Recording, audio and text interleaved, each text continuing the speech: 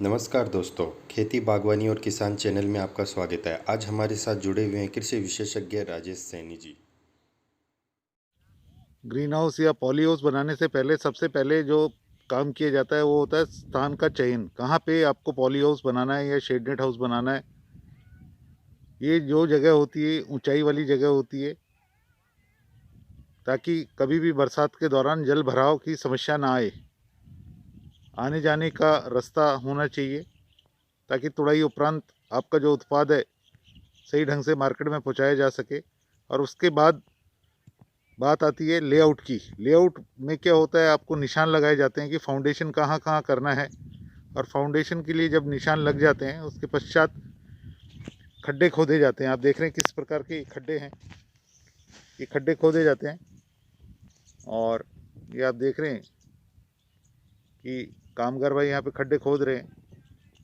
और इसके पश्चात फाउंडेशन किया जाता है। और फाउंडेशन करने के पश्चात में फ्रेमवर्क जो होता है वो बिठाया जाता है, एक तरह से हम कह सकते हैं स्कल्टन। और उसके बाद में उसको ऊपर से कवरिंग मटेरियल से ढका जाता है। तो ये हम आपको चित्र के जरिए बताएंगे। पर आप अभी देख रहे हैं जो लेआउट करने के पश्चात किस तरीके से खड्डे किए जा रहे हैं कामगार द्वारा। और ये खड्डा और इन खड्डे को के अंदर फाउंडेशन कर दिया जाएगा।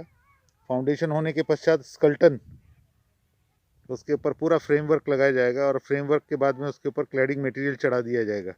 और उसके पश्चात नामकरण हो जाएगा। पॉलीथीन का अगर उपयोग किया गया तो नामकरण हो जाएगा पॉली हाउस।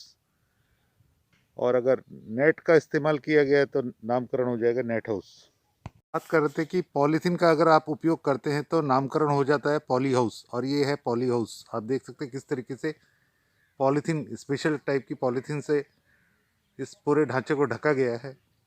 और साथ में आप ये देख रहे हैं 4 मुंह वाले फव्वारे लगाएंगे जिनको कि फॉगर्स कहते हैं। आप ये कपड़ा देख रहे हैं ऊपर, एक स्क्रीन, जिसे हम लोग स्क्रीन कहते हैं। और आमतौर पे इसे जब तेज गर्मी होती है तो फैला दिया जाता है। जो लाइट इंटेंसिटी है उसको कम करने के लिए काम में लिया जाता है, इसको छाया करने के लिए काम में लिया जाता है। और ये देखिए आप ढांचा तैयार और अंदर के दृश्य आप देख रहे हैं। शुरुआती दौर में जब पॉली हाउस तैयार होता है तो इस प्रकार से दिखता है। और पॉली हाउस तैयार होने के पश्चात उसमें जो महत्वपूर्ण काम होता है वो होता है इरिगेशन का। आप देख सकते हैं किस तरीके से इरिगेशन का काम चल रहा है। नालियाँ खोदी जा रही हैं और उसमें फिर ये पाइपलाइन डाले जाएंगे। और उसके पश्चात ड्रिप लाइन, लेटरल्स वगैरह सब बिछाए जाएंगे। और ये देखिए एक बार फिर मैं आपको दिखा रहा हूँ ऊपर का दृश्य। ये एक ध्यान से देखने वाली बात ये है, पूर्व में ये जो बीच में जो एक जगह दिख रही है आपको, ये गटर, बरसात का पानी निकलने के लिए एक पतरा लगाया जाता था। और ये पतरे के बारे में एक खास बात ये हुआ करती थी कि ये पतरा जो है फिट किया जाता था साइड के ऊपर, रोल आता था और रोल से गटर बनाया जाता था। और गटर में किसी प्रकार का जॉइंट नहीं होता था, ये आप देखिए। परंतु अब थोड़ा सा चेंजेस हुए हैं इसमें।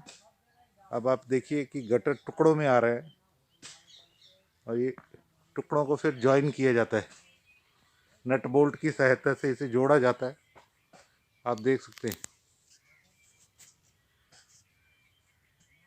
कि कॉलम के ठीक ऊपर नट बोल्ट लगे हुए हैं और ये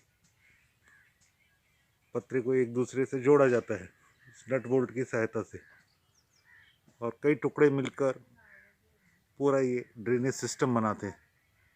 पूर्व में ये पूरा का पूरा जो गटर सिस्टम है एक ही पतरे से बना हुआ होता था, परंतु अब आप देखेंगे कि ये टुकड़ों में है और इसे नट बोल्ट की सहायता से जोड़ा जाता है। आप देखिए किस तरीके से यहाँ पे नई गाइडलाइंस के मुताबिक इस प्रकार के गटर सब चलन में हैं। पहले की अपेक्षा ज़्यादा मजबूत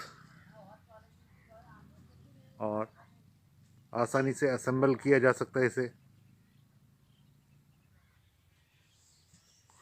और ये आप देखिए किस तरीके से पॉली हाउस जब तैयार हो जाता है तो उसके अंदर के दृश्य। और इस प्रकार के जो पॉली हाउस है, जो हाईटेक खेती है, जो संरक्षित खेती है, ये संरक्षित ढांचे हैं, बड़ी तेज़ी से प्रदेश में बढ़ रहे हैं, क्योंकि युवा कृषक भाई इस हाईटेक खेती के प्रति आकर्षित हो रहे हैं और इसमें उन्हें असीम संभावनाएं दिख रही हैं। हर प्रकार के कामगारों की इसमें आवश्यकता होती है। एंटरप्रेन्योर्स के अलावा इसमें हर तरह के लोग, कुशल, अर्धकुशल और अकुशल कामगारों की आवश्यकता होती है। और ये देखिए किस तरीके से पॉली हाउस का एक ढांचा जो कि बनकर तैयार हो गया है और थोड़े ही दिनों में इसमें खेती की शुरुआत की जाएगी।